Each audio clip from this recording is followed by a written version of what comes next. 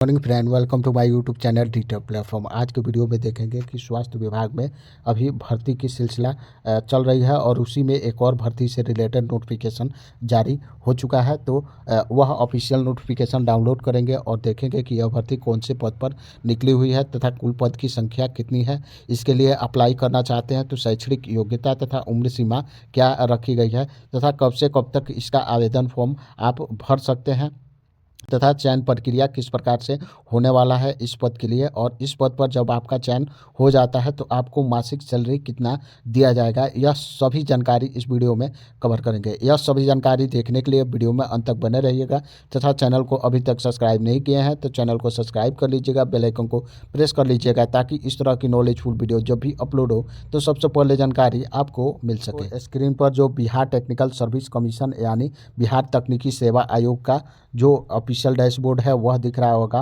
और यह जितनी भी स्वास्थ्य विभाग की भर्ती है इन्हीं के द्वारा निकाला जाता है। तो इसका नोटिफिकेशन डाउनलोड करने के लिए आप स्क्रॉल डाउन करके थोड़ा सा नीचे आएंगे और यहाँ बगल में आपको एक रिक्वायरमेंट का सेक्शन देखने को मिल जाएगा। इस पर आप क्लिक करेंगे बाद कुछ इस तरह से रिक्वायरमेंट सेक्शन ओपन हो जाता है। ओपन होने बाद आप स्क्रॉल डाउन करके नीचे आएंगे तो देख सकते हैं कि जो भी अभी प्रेजेंट टाइम में बीटीएससी द्वारा भर्ती चल रही है उस सभी का नोटिफिकेशन आपको यहाँ पर देखने को मिल जाता है।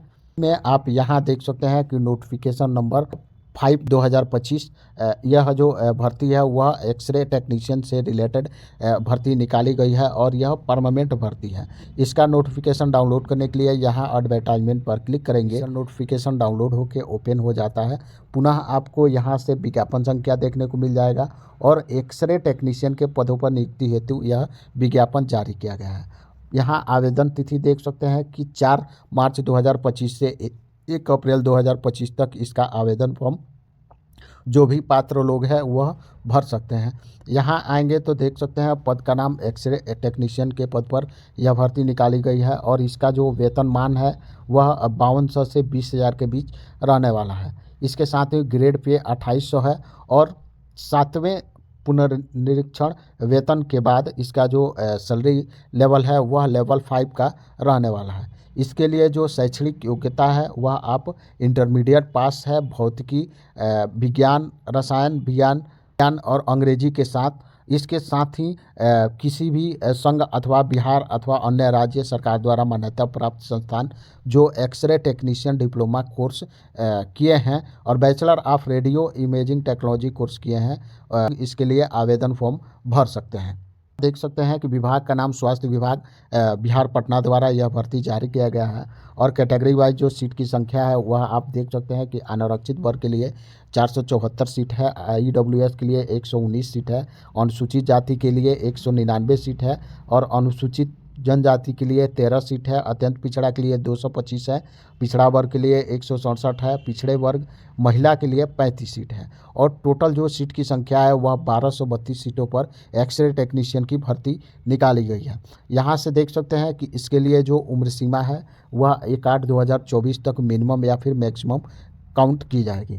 तो जिन भी अभ्यर्थी का जैसे अनारक्षित वर्ग के कैंडिडेट है तो उनकी अधिकतम उम्र सीमा 30 वर्ष है और अनारक्षित वर्ग महिला अभ्यर्थी के लिए जो अधिकतम उम्र सीमा है वह 40 वर्ष है। पिछड़ा वर्ग, अत्यंत पिछड़ा वर्ग, पुरुष और महिला दोनों कैंडिडेट के लिए जो अधिकतम उम्र सीमा है वह 40 वर्ष है।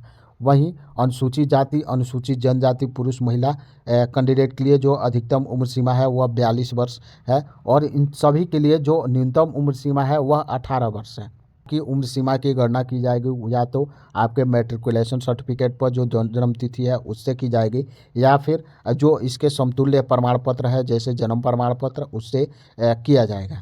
जो भी लोग आरक्षण का लाभ लेना चाहते हैं वह देख सकते हैं कि वही लोग आरक्षण का लाभ ले सकते हैं जो लोग जैसे अनुसूचित जाति, अनुसूचित जनजाति के उम्मीदवार है तो उनको जाति प्रमाण पत्र प्रस्तुत करना होगा और अस्थायी निवास प्रमाण पत्र प्रस्तुत करना होगा। वहीं पिछड़ा वर्ग, अत्यंत पिछड़ा वर्ग कैंडिडेट के लिए क्रीमी लेयर रहित प्रमाण पत्र प्रस्तुत करना होगा और अस्थायी निवास प्रमाण पत्र प्रस्तुत करना होगा। इसके साथ ही ईडब्ल्यूएस कैंडिडेट के लिए आय एवं परिसंपत्ति प्रमाण पत्र और अस्थायी निवास प्रमाण पत्र प्रस्तुत करना होगा, तभी आरक्षण का लाभ उनको दिया जाएगा। नीचे में आएंगे तो जो आवेदन शुल्क से संबंधित जानकारी है वह दिया हुआ है कि किस कैटेगरी के लिए कितना आवेदन शुल्क रखा गया है। तो सामान्य वर्ग, पिछड़ा वर्ग, अत्यंत पिछड़ा वर्ग, ईडब्ल्यूएस, इन सभी कैंडिडेट के लिए जो आवेदन शुल्क है वह 600 रुपया रखा गया है। वहीं अनुसूचित जाति, अनुसूचित जनजाति, जो भी बिहार के अस्थायी निवासी है, इन लोगों के लिए 150 रुपया आवेदन शुल्क रखा गया है। और आरक्षित, अनारक्षित वर्ग के सभी महिला उम्मीदवार जो बिहार राज्य के अस्थायी निवासी है उनके लिए भी जो आवेदन शुल्क है 150 रुपया रखा गया है। वहीं राज्य के बाहर के उम्मीदवार, चाहे वह किसी भी वर्ग से हो या फिर पुरुष हो या महिला हो, इन सभी के लिए जो आवेदन शुल्क है वह 600 रुपया रखा गया है। और यह आवेदन शुल्क आपको ऑनलाइन मोड में करना होगा। कि किस प्रकार से चयन प्रक्रिया इसका होने वाला है, तो लिखित परीक्षा और कार्य अनुभव के आधार पर अभ्यर्थियों का चयन किया जाएगा। और जो इनका मेगा सूची है, मेरिट लिस्ट, वह इसी के आधार पर जारी किया जाएगा।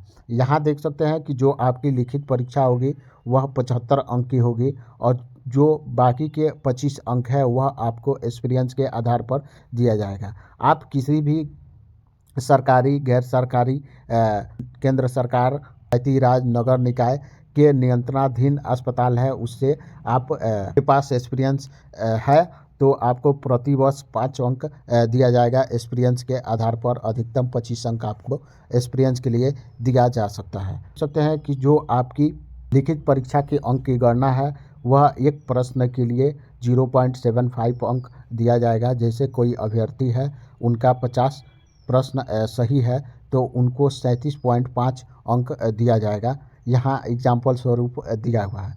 जो आपकी लिखित परीक्षा होगी वह ऑनलाइन मोड यानी सीबीटी के माध्यम से ली जाएगी। और जो आपका परीक्षा का पाठ्यक्रम है वह आप यहाँ से देख सकते हैं कि परीक्षा में आपके कुल 100 प्रश्न होंगे और सभी बहुविकल्पीय प्रश्न होंगे। जो आपका प्रश्न पत्र होगा वह हिंदी, अंग्रेजी दोनों भाषाओं में उपलब्ध होगा। और जो आपकी परीक्षा की अवधि होगी वह 2 घंटे की होगी। और जो आपका परीक्षा का पाठ्यक्रम होगा वह डिप्लोमा इन एक्सरे टेक्नीशियन का जो पाठ्यक्रम है उसी के आधार पर टोटल क्वेश्चन रहने वाला है। इसके साथ ही यहाँ नेगेटिव मार्किंग भी इस एग्ज़ाम में लागू रहेगा और जो नॉर्मलाइजेशन की प्रक्रिया है वह भी इसमें लागू रहेगा। इस प्रकार से यह सभी जानकारी दिया हुआ है। जब आप आवेदन करते हैं और लिखित परीक्षा पास कर जाते हैं, आपका मेरिट लिस्ट में नाम आ जाता है, तब बारी आती है डॉक्यूमेंट्स वेरिफिकेशन की।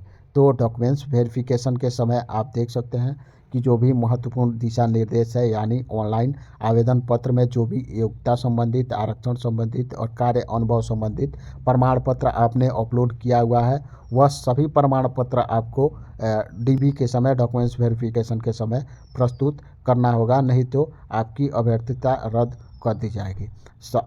इसी नोटिफिकेशन के सबसे लास्ट में आप आएंगे तो यहाँ देख सकते हैं कि जो आपका कार्य अनुभव प्रमाण पत्र का प्रपत्र है वह आपको यहाँ से देखने को मिल जाएगा। और जो भी आपकी अनुभव प्रमाण पत्र से रिलेटेड जानकारी है वह आप जिस भी संस्थान से अनुभव प्रमाण पत्र बनवाएंगे, जहां काम किए हैं, उसके लेटर पैड पर निर्गत होना चाहिए, तभी मान्य होगा। और यहाँ देख सकते हैं कि उसका स्वरूप दिया हुआ है। जैसे यहाँ ज्ञापांक, दिनांक, आपका नाम, पिता का नाम, पता, और फिर यहाँ से कार्यालय, आदेश संख्या, दिनांक और संविदा के आधार पर आपका पद का नाम, जिस पद पर आपने वहाँ पर काम किया है, फिर संस्थान का नाम यहाँ देख सकते हैं, फिर कब से कब तक आपने काम किया हुआ है। इसके साथ ही इसके एवज में आपको कितना मानदेय दिया जाता है यह सभी जानकारी उस पर होना चाहिए। और फिर कार्यालय का मोहर और जो निर्गत करने वाले पदाधिकारी हैं उनका यहाँ पर साइन होना चाहिए। तो इस तरह से यह सभी जानकारी इस ऑफिशियल नोटिफिकेशन में दिया हुआ है। यह ऑफिशियल नोटिफिकेशन आपको टेलीग्राम चैनल पर देखने को मिल जाएगा, वहाँ से डाउनलोड करके और ख़ुद से भी चेकआउट कर सकते हैं। टेलीग्राम चैनल का लिंक आपको डिस्क्रिप्शन बॉक्स में मिल जाएगा। मिलते हैं किसी नए अपडेट के साथ। जय हिंद।